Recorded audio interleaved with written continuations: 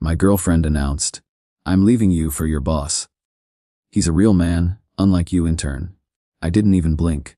I just calmly wished her the very best of luck with her future plans.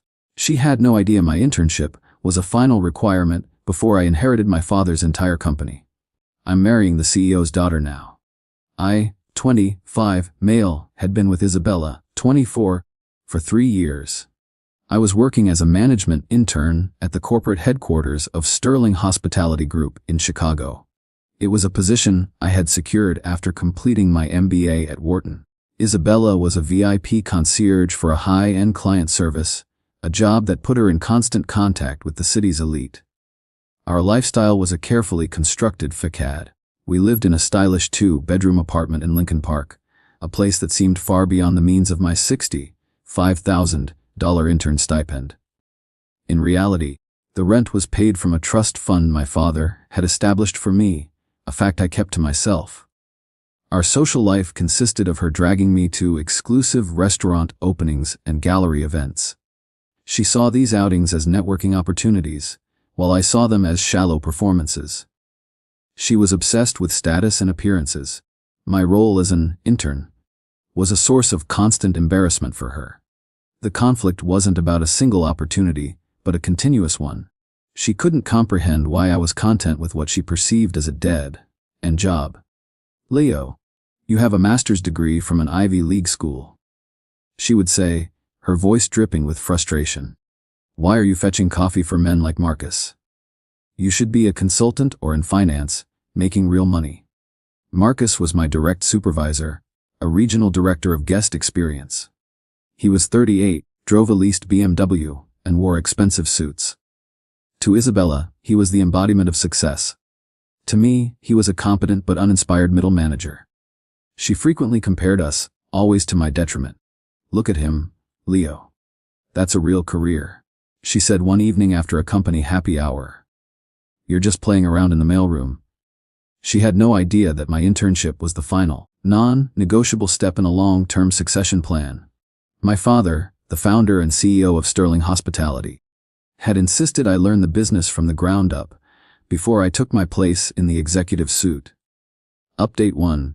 I quietly continued my internship, absorbing every detail of the company's operations. I spent time in every department, from finance and marketing to housekeeping and engineering. I was building a foundational knowledge that would be invaluable in the future. Isabella, however, only saw the surface.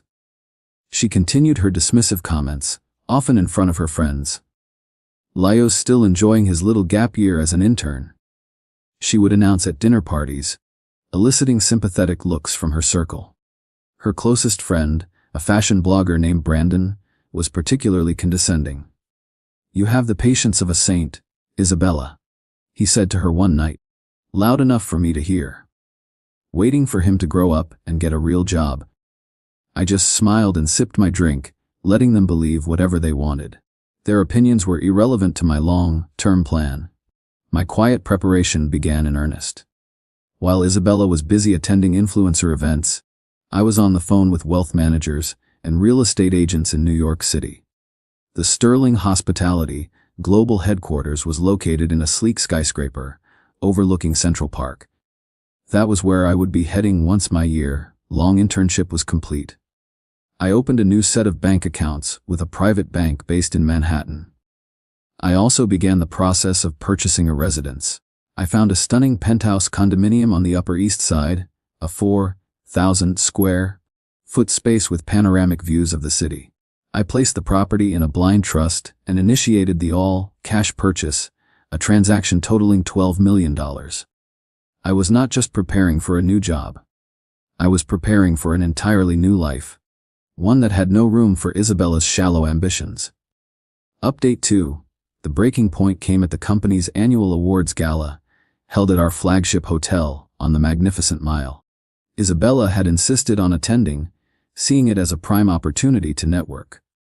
I watched from across the ballroom as she spent the entire evening attached to Marcus's arm, laughing at his jokes and looking at him with a fawning admiration she had never shown me. Later that night, back in our apartment, she finally made her move. "We need to talk," she said, her tone unnaturally formal. She stood in the middle of the living room, a rehearsed speech clearly on her mind. I can't do this anymore, Leo. I need a partner who is ambitious, a man who is going somewhere. I just waited, knowing what was coming next. Marcus and I have been spending a lot of time together. She continued, a faint, triumphant smirk on her face. He sees my potential. He wants to build a life with me. Then came the line she had undoubtedly practiced in the mirror. I'm leaving you for your boss. He's a real man, unlike you. In turn, I didn't even blink. There was no anger, no sadness, just a profound sense of clarity. The charade was finally over. I see, I replied calmly. I wish you the very best of luck with your future plans. My complete lack of an emotional reaction seemed to unsettle her. She had expected a fight, tears, begging. My quiet acceptance left her without a script. She just stared at me, a flicker of confusion in her eyes, as I turned and walked into the guest room to pack a small overnight bag. I was not going to spend another night under the same roof as her. Update 3. The weeks that followed were a predictable cycle of manipulation. Isabella's initial triumph quickly gave way to confusion. Then anger when I failed to show any signs of regret. She sent a barrage of texts, alternating between gloating about her new life with Marcus and trying to provoke a jealous reaction from me. Marcus is taking me to Paris next month. One text read. Another said, I can't believe you're not even fighting for me. I responded to all of them with polite, detached professionalism, confirming details for the movers and coordinating the transfer of utilities out of my name. She was moving Marcus into the apartment I had paid for, a fact she seemed to think was a major victory. I simply agreed to terminate my lease early, a small price to pay for my freedom. My last day in Chicago was quiet and uneventful. I had arranged for a moving company to pack and ship my personal belongings to New York. Isabella, true to form, was not there. She had texted to say she and Marcus were on a weekend trip to Napa. I walked through the empty apartment one last time. The spaces that had once been filled with her things now felt sterile and impersonal. I left my keys on the kitchen counter and walked out without a backward glance. That afternoon, I flew to New York. A private car was waiting for me at the airport. It took me directly to my new building on Park Avenue. The doorman greeted me by name, and the building manager escorted me up to the penthouse. The apartment was even more spectacular in person. My furniture had already been delivered and arranged by an interior designer. I walked out onto the massive terrace and looked down at the glittering expanse of Manhattan. The city felt alive, electric with promise. This was not an escape. This was an arrival. Update 4. My new role as Vice President of Global Development for Sterling Hospitality was everything I had hoped it would be. I was working alongside the most brilliant minds in the industry, shaping the future of a multi-billion-dollar company. My father gave me the autonomy I needed to prove myself, and I threw myself into the work. I was no longer an intern fetching coffee. I was a key executive making decisions that impacted our properties around the world. My starting salary was $800,000 a year, with a stock and options package that was worth millions. My life had transformed. My weekends were spent exploring the city, from quiet afternoons at the Met to dinners at exclusive, unpretentious restaurants in the West Village. I bought a classic Aston Martin DB11, a car I had always dreamed of owning. My life was no longer about projecting an image of success. It was about quietly enjoying the reality of it. 9 months into my new role, I spearheaded a major acquisition deal, purchasing a portfolio of boutique hotels in Southeast Asia. The deal was a massive success, projected to add over $100 million in annual revenue to the company. My father was thrilled, and the board of directors rewarded me with a performance bonus of $500,000. Around the same time, I began to receive messages from people in Isabella's old social circle. They were filled with feigned casualness, asking how I was and what I was up to. They had heard I was doing well in New York. I knew they were fishing for information, likely on Isabella's behalf. I kept my responses brief and professional. I was busy with work, but life was good. I gave them nothing more, offering no fuel for their gossip. Update 5. A year after I moved to New York. Hotelier magazine, one of the industry's most prestigious trade publications, ran a cover story on the next generation of hospitality leaders. The feature was titled, "The New Face of Sterling." It included a full-page, professional photograph of me in my corner office, with the New York skyline behind me. The article detailed my educational background, my unconventional, year-long internship, and my rapid ascent to the role of vice president. It explicitly mentioned my role in the recent nine-figure acquisition deal and quoted my father expressing his immense pride and confidence in my leadership. I didn't post the article myself, but it was shared widely on LinkedIn by my colleagues and industry contacts. It didn't take long for the news to reach Chicago. My phone lit up with a message from Isabella. "VP? I don't understand. The magazine says you're the heir to the whole company." The text was followed by a series of frantic question marks. I read it, archived the conversation, and didn't reply. Soon after, an email arrived from Brandon. It was a long, sycophantic apology. He confessed that Isabella had told everyone I was a trust fund kid with no ambition.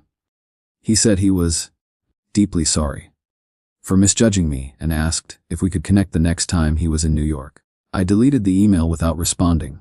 My father called me that evening. "I saw the article," he said, his voice warm with pride. "You've earned this, son. You've proven you have the character to lead this company, not just the name." His validation was the only opinion that had ever truly mattered. Update 6. 2 weeks later, my executive assistant informed me that a Ms. Isabella Rossi was in the lobby, demanding to see me. I was not surprised. I told her to send her up. Isabella walked into my office, her eyes wide as she took in the panoramic views of Central Park. She was dressed in an expensive but ill-fitting suit, a desperate attempt to look the part of a corporate power player. "Leo," she began, her voice trembling slightly. "I had no idea. You never told me." She took a step closer to my desk, her expression a mixture of awe and desperation. "I made a terrible mistake. Marcus was nothing. It was always you. I was just too blind to see it." I leaned back in my chair, my hands clasped behind my head, and listened to her rehearsed speech. She spoke of her deep regret, her profound love for me, and her desire for a second chance. "I've changed, Leo," she insisted. "I've matured. I realize that status and money aren't what's important." I let the silence hang in the air for a moment after she finished. "I remember your social media posts from after I left," I said, my voice calm and even. "I remember the pictures of you and Marcus in Napa, with the caption upgrading my life in every way. I remember you telling our friends that I was a lazy intern with no future." A flash of anger crossed her face. "I was just trying to make you jealous," she said. "I was hurt that you didn't fight for me." She tried to reframe her betrayal as a product of her love for me. "I want to be with you, Leo. I want this life with you," she said, gesturing around my office. I shook my head slowly. "No, Isabella," I replied. "You don't want me. You want this." I gestured to the view, the office, the life she now knew I possessed. "And that is something you will never have." I stood up, a clear signal that the meeting was over. "My assistant will validate your parking." Update 7. After her failed attempt at a reunion, Isabella's desperation turned to malice. She launched an online campaign, creating a blog and a series of social media posts detailing her version of our story. She painted herself as the victim of a manipulative, secretive man who had conducted a social experiment on her. She claimed I had hidden my wealth to test her loyalty, and then cruelly discarded her when she failed. She tried to frame my quiet departure as a calculated act of emotional abuse. My response was swift and silent. I forwarded the links to her posts to the Sterling Hospitality legal team. Our chief counsel, a formidable man named Mr. Davenport, handled the matter with quiet efficiency. He didn't send a public cease and desist. Instead, he sent a private, confidential letter directly to Isabella. The letter detailed, with surgical precision, the timeline of our breakup. It noted that she had left me for another man before she had any knowledge of my family or financial status. It also subtly referenced her own social media posts from that time, which clearly documented her new relationship with Marcus. The letter concluded by stating that any further defamatory statements would be met with a lawsuit that would seek damages for reputational harm, a lawsuit that our multi-billion-dollar company would have no trouble funding. The online campaign stopped overnight. Her blog was taken down, and all related posts were deleted. Her attempt at retaliation had collapsed under the simple weight of her own documented lies. She had lost all credibility. Update 8. A year later, my life was more fulfilling than I could have ever imagined. My position at the company was secure, and my father had begun to transition more of the day-to-day leadership responsibilities to me. I was stable, wealthy, and, most importantly, happy. I had met someone. Her name was Amelia, and she was the daughter of the renowned architect who had designed our new flagship hotel in Dubai. We met at a project launch event and had an instant connection. She was brilliant, driven, and completely unimpressed by my wealth or position. Our relationship was a partnership of equals, built on a foundation of mutual respect and shared values. We were engaged to be married the following spring.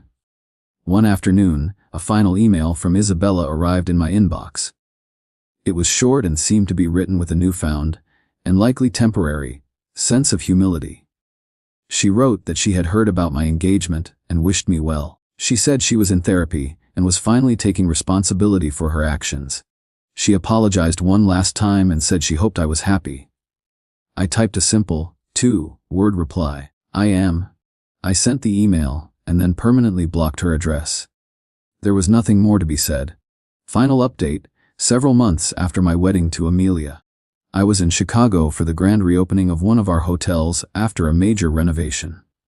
The event was a massive success, attended by the city's most influential people. As I was speaking with the mayor, I saw Marcus across the room. He looked uncomfortable and was trying to avoid my gaze. Eventually, he seemed to gather his courage and approached me. Leo, he said, extending a hesitant hand, congratulations on everything. The hotel looks incredible. I shook his hand politely. Thank you, Marcus. He cleared his throat, a look of genuine regret on his face. Listen, about Isabella, he began. I just wanted to say, I'm sorry. The whole situation was a mistake. She wasn't the person I thought she was. I just nodded. We all make mistakes, Marcus, I replied. The important thing is to learn from them. His apology was an unexpected but welcome piece of closure. The entire experience had taught me a valuable life lesson. A person's true character is not revealed in how they treat you when you are on top of the world. It is revealed in how they treat you when they believe you have nothing to offer. Isabella had failed that test in the most spectacular way possible. As I stood there, looking out at the glittering Chicago skyline, with my brilliant wife by my side, I felt a profound sense of peace. I had not just inherited a company. I had earned the right to lead it, and in the process, I had built a life of my own, free from the hollow ambitions of the past.